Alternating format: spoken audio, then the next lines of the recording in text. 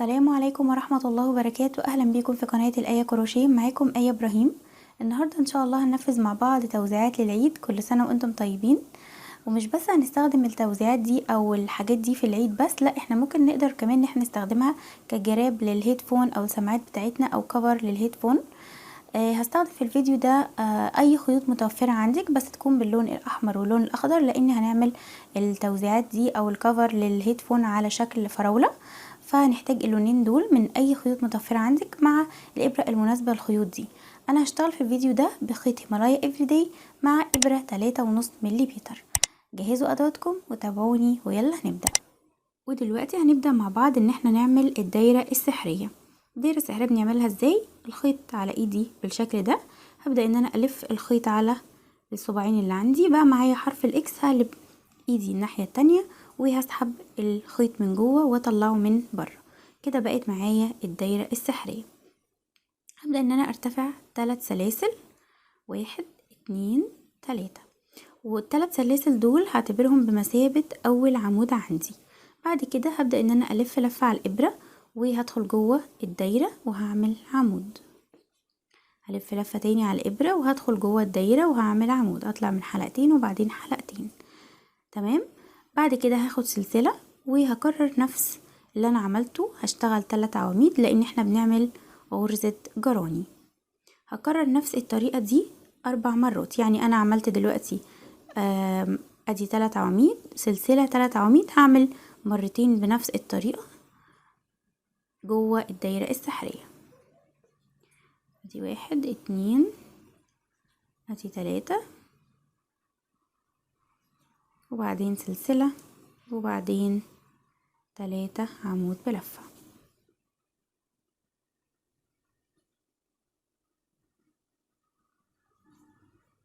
بعد كده هاخد سلسلة وهروح هضيق الحلقة بتاعتي وهروح على تالت سلسلة عندي من سلاسل الارتفاع وهقفل فيها بغرزة منزلقة. تمام بالشكل ده كده.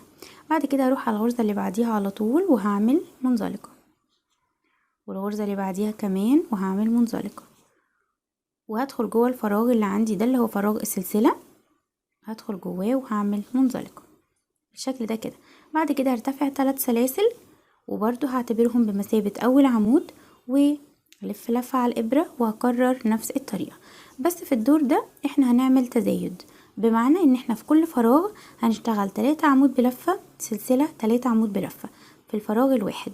تمام كده انا اشتغلت 3 عمود بلفة. هبدأ ان انا اخد سلسلة وفي نفس الفراغ بتاعي هشتغل 3 عمود بلفة.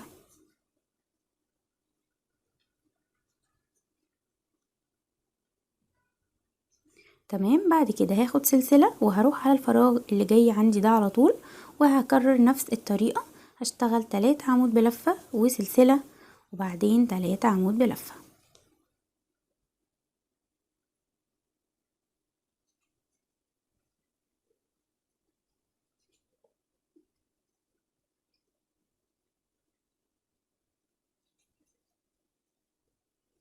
بنفس الطريقة كده هكرر لنهاية الدور.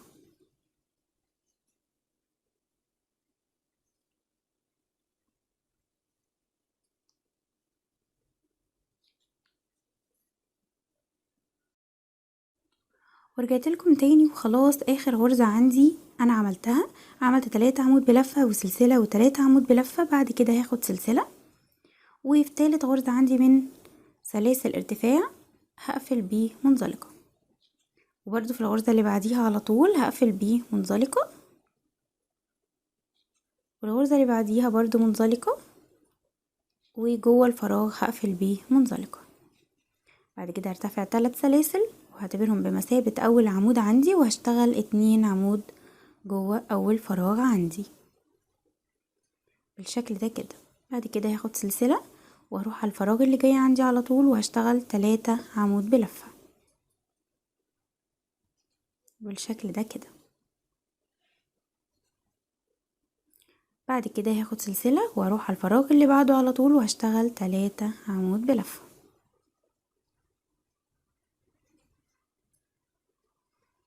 احنا خلاص كده هو بس الدور واحد اللي هنعمل فيه تزايد اللي هو الدور التاني، بقية الادوار هنرتفع بدون اي تزايد بنفس الشكل ده كده. بعد كده هاخد سلسلة وهروح على الفراغ اللي جاي عندي وهعمل 3 عمود بلفة جوه الفراغ الواحد.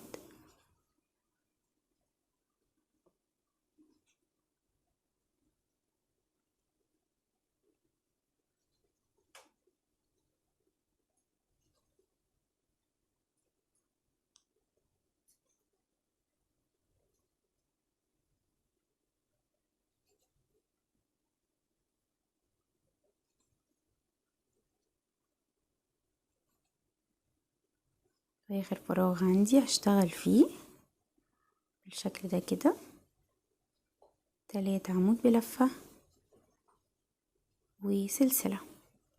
شايفين الشغل بدأ ياخد معانا يتقوس ازاي؟ طبعا هنعمل كده اهو، وهنقفل برضو بغرزة منزلقة في ثالث سلسلة من سلاسل الارتفاع بنفس الشكل ده كده. احنا ارتفعنا مع بعض 3 ادوار، اول دور وتاني دور عملنا فيه تزايد وتالت دور ما عملناش فيه تزايد. هنرتفع مع بعض 6 ادوار تاني، توتال الادوار معايا هيبقى 9 ادوار. تمام، انا هرتفع كمان 6 ادوار بنفس الطريقة فوق جوه كل فراغ 3 عمود بلفة وسلسلة، والفراغ اللي بعده 3 عمود بلفة، وهكذا لحد ما ارتفع بالست ادوار بتوعي. انا هرتفعهم وهرجع لكم. ورجعت لكم تاني، واخر غرزة عندي هبدأ ان انا اشتغل فيها 3 عمود بلفة زي بقية الادوار بالشكل ده كده. وبعدين هاخد سلسلة، وفي تالت سلسلة عندي من سلاسل ارتفاع هدخل فيها وهعمل منزلقة. بعد كده هرتفع سلسلة وهقص الخيط بتاعي بالشكل ده كده، وبقيت معايا بالشكل ده بعد ما ارتفعت ال9 ادوار. تمام، ودلوقتي هنبدأ مع بعض ان احنا نوصل الخيط باللون الاخضر الجزء ده كده،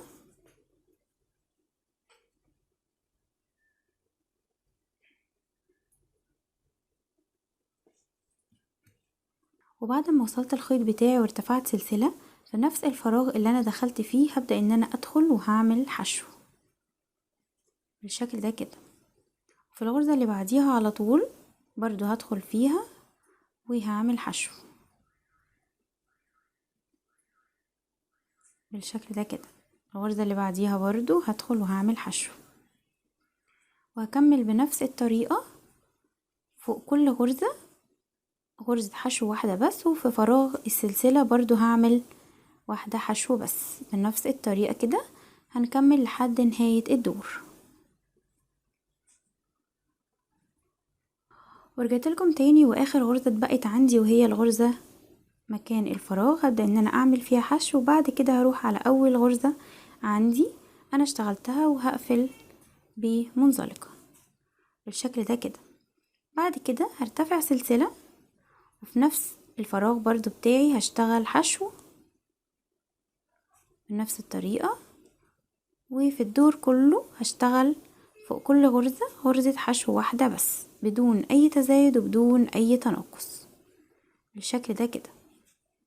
انا هشتغل الدور ده من الحشو كله وهرجع لكم.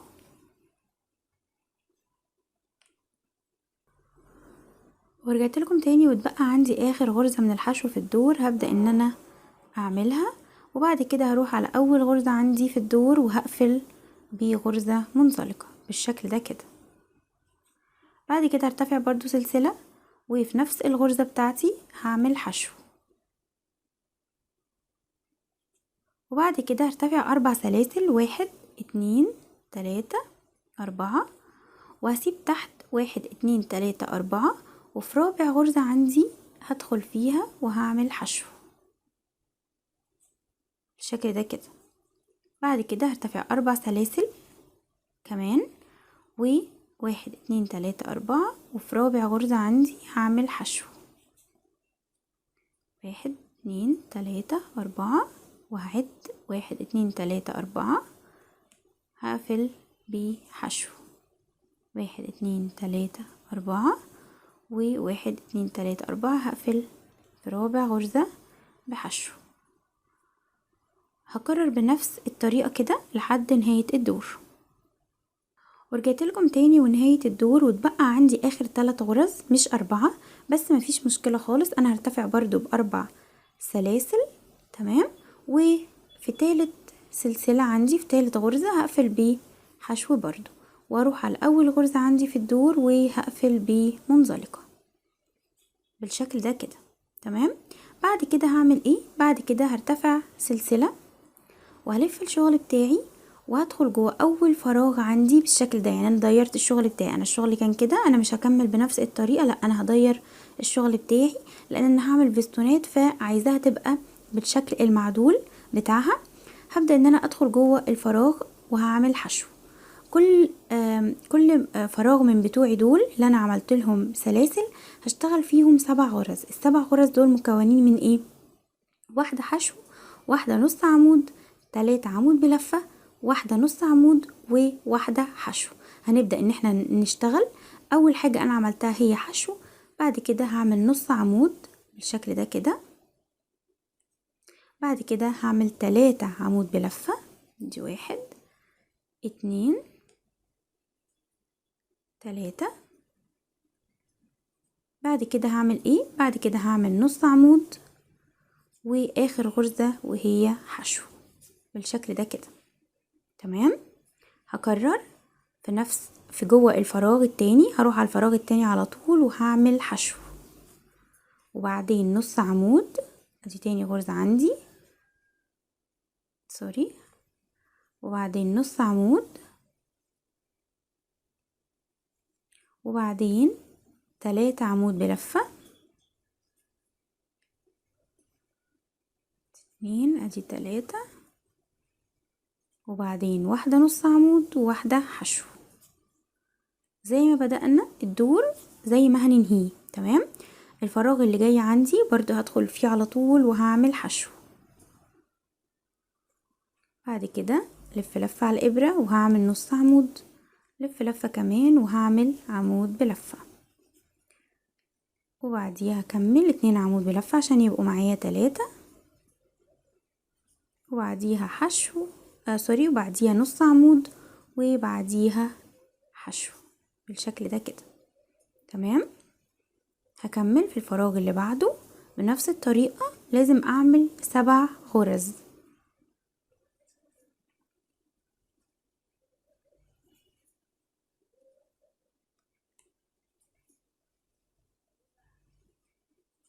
هكمل لحد نهاية الدور بنفس الطريقة وهرجع لكم.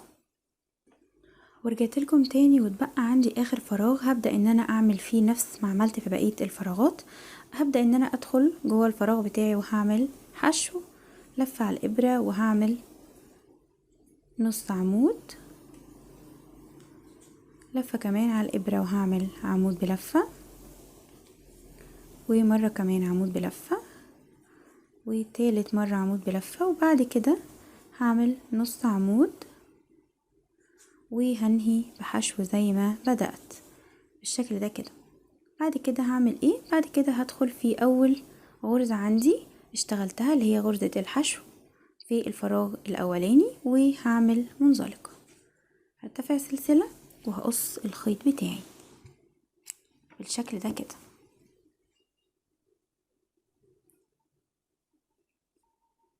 وبعد كده هكمل، هبدأ ان انا اوصل الخيط الاخضر بتاعي تاني. هبدأ ان انا اوصله فين؟ الدور اللي احنا كنا اشتغلنا فيه. شايفين السلاسل دي؟ شايفين الغرز دي؟ تمام. ده الدور اللي احنا كنا اشتغلنا فيه الاربع سلاسل وقفلناهم في رابع غرزة بالشكل ده كده. شايفين الغرز دي كده؟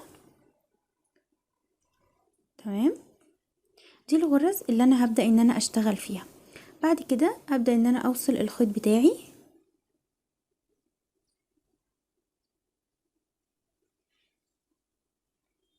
بالشكل ده كده، وهرتفع سلسلة، وجوه الفراغ اللي انا ارتفعت بيه بسلسلة هبدأ ان انا اعمل حشو، وفي الغرزة اللي بعديها كمان برضو هعمل حشو. وبعد كده هعمل ايه؟ بعد كده هرتفع سلسلتين وهسيب من تحت 1 2. دي كده تعتبر غرزة اللي هي اللي انا كنت اصلا اشتغلت فيها حشو، وهدخل في الغرزة دي على طول وهعمل حشو. تمام، يعني احنا بنشتغل غرزتين ونسيب غرزتين ونعوض عنهم بسلسلتين من فوق. تمام، الغرزة اللي بعديها على طول هتبقى حشو، وبعدين هرتفع سلسلتين وهسيب ادي غرزة وادي غرزة وهدخل في الغرزة دي على طول. تمام، وهعمل حشو بالشكل ده كده. الغرزة اللي بعديها برضو هعمل حشو. شايفين الغرزة اللي من فوق دي هي دي اللي انا هسيبها، هعوض بسلسلتين من فوق وهسيب الغرزة دي والغرزة دي وهدخل في دي على طول. اتمنى الفيديو يكون واضح. تمام، هكمل بنفس الطريقة كده، 2 حشو سلسلتين وهسيب غرزتين من تحت وهكذا لحد نهاية الدور. هكمل بنفس الطريقة وهرجع لكم. ورجعت لكم تاني واتبقى عندي الغرزتين اللي انا هعوض عليهم بسلسلتين من فوق بالشكل ده كده. اخدت سلسلتين فوق، هبدأ ان انا اروح على اول غرزة عندي انا بدأت بيها وهعمل منزلقة بالشكل ده كده، وبعدين هرتفع سلسلة وجوه الفراغ بتاعي جوه جوه اول غرزة عندي هبدأ ان انا اعمل حشو، واللي بعديها هعمل حشو، والفراغ بتاعي اللي هو كان فراغ السلسلتين هبدأ ان انا اشتغل جواه 2 حشو بالشكل ده كده، واروح على اول غرزة بعد الفراغ هعمل فيها حشو، والغرزة اللي بعديها حشو، وجوه الفراغ هعمل 2 حشو. يعني بمعنى اصح احنا هنبني دور من الحشو فوق الدور اللي احنا اشتغلناه. فوق كل غرزة حشو واحدة بس، وجوه الفراغ هنعمل غرزتين عشان هنعوض بالغرزتين اللي احنا كنا سايبينهم في الدور اللي قبله. بنفس الطريقة كده هشتغل لحد نهاية الدور. ورجعت لكم تاني ووصلت معاكم لاخر فراغ عندي وانا هشتغل فيه 2 حشو بالشكل ده كده، وبعد كده هروح على اول غرزة عندي وهقفل بمنزلقة. بعد كده هرتفع سلسلة واشتغل في نفس الغرزة بتاعتي 1 حشو، وبعد كده هكرر هشتغل 3 حشو كمان، يبقى كده ادي 1 2 3. وفي رابع غرزة عندي هبدأ ان انا اعمل غرزة بيكو، هدخل وهعمل حشو وارتفع 3 سلاسل وهقفلهم بنفس الطريقة كده. تمام، في الحلقة الامامية بتاعتي هقفلهم بحشو برضو، وبعد كده هعمل 4 غرز، ادي 1 ادخل في الغرزة اللي بعديها على طول هعمل حشو واحسبها اول غرزة عندي، ادي 2 ادي 3 ادي 4. بعد كده هرتفع 3 سلاسل وهقفل بواحدة حشو بالشكل ده كده،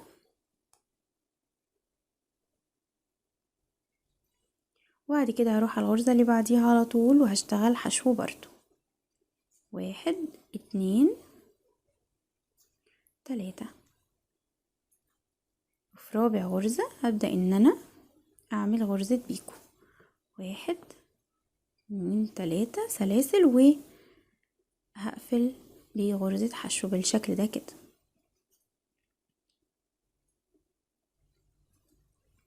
وهكرر بنفس الطريقة لحد نهاية الدور.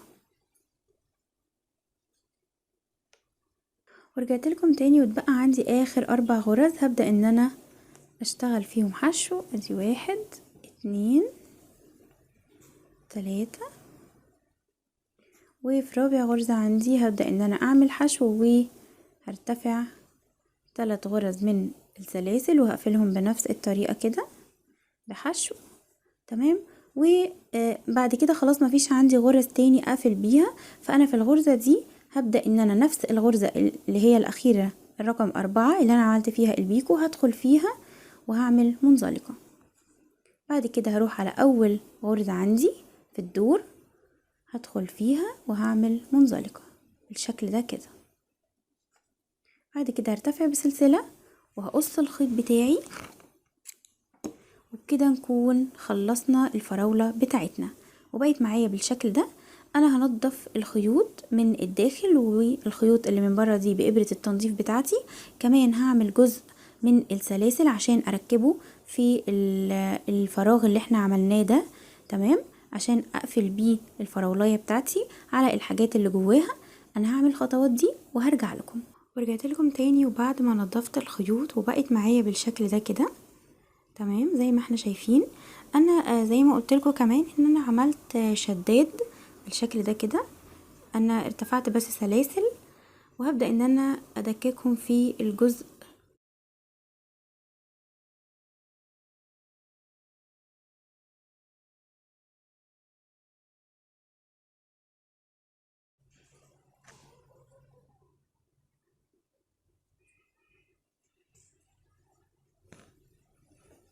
بالشكل ده كده. اقدر ان انا اضيق واوسعه بالشكل ده كده اهو، تمام. وكمان زي ما احنا قلنا احنا مش بنقدر نستخدمه استخدام واحد بس اللي هو توزيعات للعيد، لا احنا ممكن نستخدمه نحفظ بيه الهيدفون بتاعتنا او السماعات بالشكل ده كده ونقفل عليها.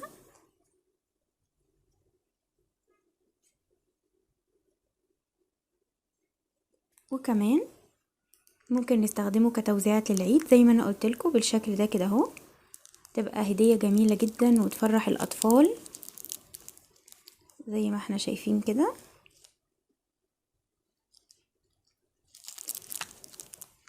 نقدر نحط فيها العيدية بالشكل ده كده، بونبون، نحط فيها كمان بالون للاطفال بالشكل ده كده. وبكده نكون وصلنا لنهاية الفيديو النهاردة. اتمنى الفيديو يكون عجبكم، ولو عجبكم ما تنسوش تعملوا اشتراك او سبسكرايب، وكمان تعملوا لايك وشير للفيديو، وتسيبوا لي تحت الفيديو اقتراحاتكم واستفساراتكم وهرد عليها ان شاء الله. والسلام عليكم ورحمة الله وبركاته.